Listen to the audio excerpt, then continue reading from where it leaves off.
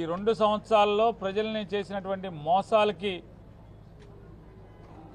ఏమేం మోసాలు చేసిందనే దాని మీద 4వ తారీఖు నుంచి ఏదైతే 2024 జూన్ 4వ తారీఖున లెక్కింపు జరిగిందో ఆ రోజు లెక్కింపు జరిగిన రోజు నుంచి చంద్రబాబు నాయుడు ముఖ్యమంత్రిగా ప్రమాణ స్వీకారం చేసిన రోజు వరకు జూన్ 12వ తారీఖు వరకు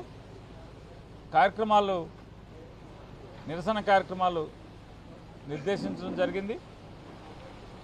ఆ కార్యక్రమాలు 4వ తారీఖు అలాగే 8వ తారీఖు కానీ 9వ తారీఖు కానీ అలాగే 12వ తారీఖు కానీ ఈ కార్యక్రమాలని ప్రజలకు ఇచ్చినటువంటి వాగ్దానాలు ఏ రకంగా మోసం చేశాడు. సూపర్ 6 సూపర్ హిట్ అంటాడు, ఇదేమో సూపర్ ఫ్లాప్ షో అది. అలాగే మరొకటి రాబోయేటువంటి స్థానిక సంస్థల ఎన్నికల్లో ఖచ్చితంగా వైఎస్ఆర్ కాంగ్రెస్ పార్టీ తరఫున ఏ కార్యకర్త ఫ్యాన్ గుర్తుకు పోటీ చేసినా కూడా పార్టీ బాధ్యులైనటువంటి కాన్స్టిట్యున్సీ అసెంబ్లీ కాన్స్టిట్యున్సీ ఇన్ఛార్జి అతనికి అండగా నిలవాలి, అతనికి పార్టీని గెలిపించడానికి అతను శాయశక్తుల అసెంబ్లీ ఇన్ఛార్జి ప్రయత్నం చేయాలని చెప్పనేది కూడా దిశానిర్దేశం చేయటమే కాకుండా ఎస్ఐఆర్ స్పెషల్ ఇంటెన్సివ్ రివిజన్ ఏదైతే ఉందో ఓటర్ల ప్రక్రియని మరొకసారి దానిలో బాధ్యతగా తీసుకోవాలి. అర్హత కలిగినటువంటి ఏ ఓటరు కూడా ఓటర్ లిస్టు నుంచి తొలగించేదానికి అవకాశం ఇవ్వకుండా బాధ్యత తీసుకోమని చెప్పని, అలాగే రేపు 31వ తారీఖు వరకు ఉన్నటువంటి అవకాశాన్ని ఉపయోగించి యాప్లోనే మ్యాపింగ్ చేసేదాని కార్యక్రమాన్ని కూడా బాధ్యత తీసుకోవాలి. అలాగే 5వ తారీఖు లోపు బిఎల్ఏలందరికీ కూడా ట్రైనింగ్ ఇచ్చే దాంట్లో ప్రభుత్వం చేసేటువంటి కార్యక్రమంలో ఖచ్చితంగా పాల్పంచుకోవాలి ప్రతి ఒక్కరూ.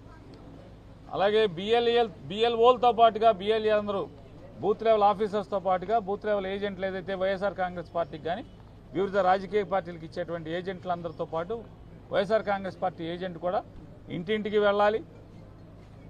దానిలో మ్యాపింగ్ చేసే దాంట్లో లేదా ఎన్యూమరేషన్ చేసే దాంట్లో బాధ్యత తీసుకుని ప్రతి ఓటర్ని అర్హత గల ఓటర్ని కూడా ఉంచేట్టుగాను అర్హత లేని దొంగ ఓట్లను తొలగించే దాంట్లో కూడా బాధ్యత తీసుకోమని చెప్పని ఆయన దిశానిర్దేశం చేయడం జరిగింది.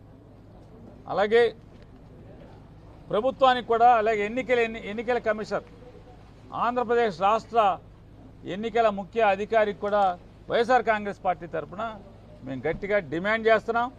ఇవాళ బిఎల్ఓలతో ఎవరైతే బిఎల్ఓలు సచివాలయ ఉద్యోగస్తులను మరొకరినో ఏర్పాటు చేశారో అపాయింట్ చేశారో వారికి ఇదొక్కటే ప్రత్యేకమైన ఉద్యోగం కాకుండా రోజువారీ జ్వరాలు ఎన్ని వచ్చినాయి, ఎవరికి జ్వరం వచ్చింది, ఏ ఇంట్లో జ్వరం వచ్చింది, హెల్త్ డిపార్ట్మెంట్ సంబంధించిన సర్వేలు కానీ లేదా జనాభా లెక్కలు కానీ ఏ సర్వే అయినా ఇవాళ బిఎల్ఓల మీద వేసి మోయలేని భారంతో వెట్టి చాకరీ చేయిస్తున్నారు.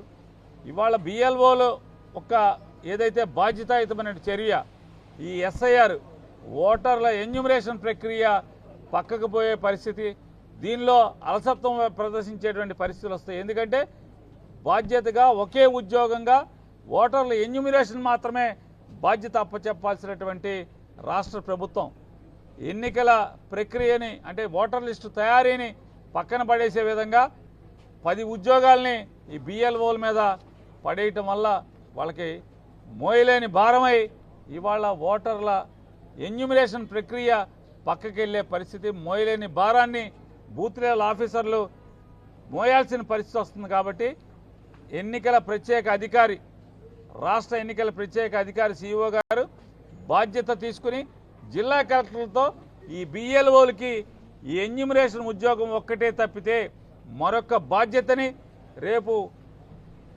Final publication voter list final publication అయ్యేటువంటి సెప్టెంబర్ వరకు మరొక ఉద్యోగాన్ని బిఎల్ఓలకి ఇవ్వకూడదు, బాధ్యత పెట్టకూడదని చెప్పనేది మా చర్యని మీరు తీసుకోవాలి, మీరు పర్యవేక్షించాలని చెప్పని సిఇఓ గారిని వైఎస్ఆర్ కాంగ్రెస్ పార్టీ డిమాండ్ చేస్తుంది.